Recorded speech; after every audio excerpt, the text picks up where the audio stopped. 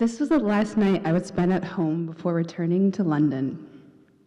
I watched every movement in my Macedon household like a wide-eyed fly on the wall. 4:30, Mom's home from work. 5:30, dinner at the water-stained wooden table. 6:30, football game on the LCD screen. Part of me had felt tired of being the younger sibling, too uncomfortable to speak up when my sister did so confidently, too small and always stepped over like a caterpillar. I was ready to go back to the place where I wasn't the younger sibling, but the younger adult. 6:30. When I passed by the living room, I saw the tail end of a Bills game. A player, Damar Hamlin, was receiving CPR on the football field. Another player's shoulder had hit his chest and sent him into cardiac arrest. My mom and my stepdad were frozen. I sat down on the couch, processing the reality of mortality alongside a live nation, feeling a heaviness arise from its dormancy. For in one moment, you can be alive, and in the next moment, you can just not. I always feared losing my male relationships because I never really felt like I had a birth father. But then there was this woman who clothed my sister and I with the shirts off of her back, who rose from poverty to house us, who threw her body in the tornado's eye to shelter us. Unlike my dad, she could never leave me. Only with the exception of the unpredictable, when in one moment you could be alive, and in the next moment you could just not. I extended my trip to get closer to her. A petty cold stole her voice by the next morning. I spoke for her when my sister called. She wrote down suggestions on a piece of paper about what we could do before I left for London, acting out her thoughts to me while I interpreted them. She pushed a cart. "Shopping," I yelled. She rubbed her belly. "Food." So we went to a DIY pizza place for lunch.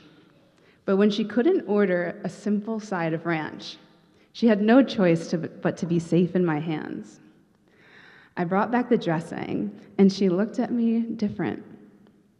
We went to the movies, and young Whitney Houston danced to Shaka Khan's Hot Butterfly on the big screen.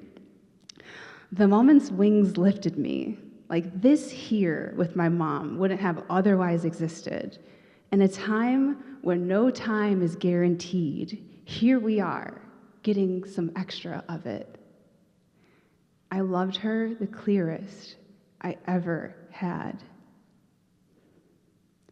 She could talk a little by the next morning. We packed my suitcases and sat on the couch. The day's football game displayed a picture of Damar Hamlin next to his family in the hospital, making a heart hand at the hospital with his hands. A celebration of life, a symbol of rebirth. And it was time to drive. The ride to the airport was tough, but the sun was out for the first time all weekend. We put off our arrival time with a detour to my old high school. Driving around the lot by the turf, I told her that it was the time that I acted most like everyone else, yet I still stood out like a sore thumb, and she laughed. As we left, the music grew, sweeping us up and out of the parking lot.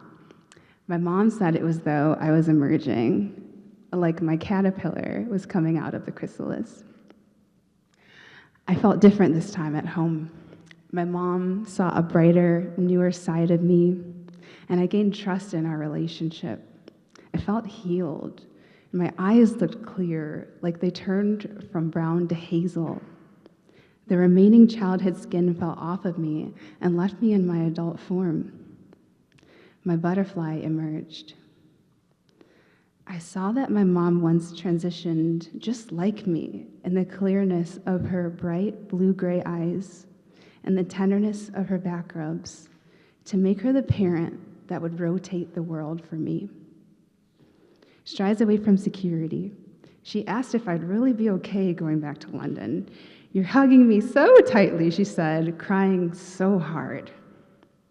"Yeah," I said, "I just really, really love you." She held it together until I was at the end of the line. I could hardly see her anymore, so I called her. And with her weak voice and tears, she said, "I didn't see you for a minute." "I'm just about to head through the body scanner," I told her. We waved.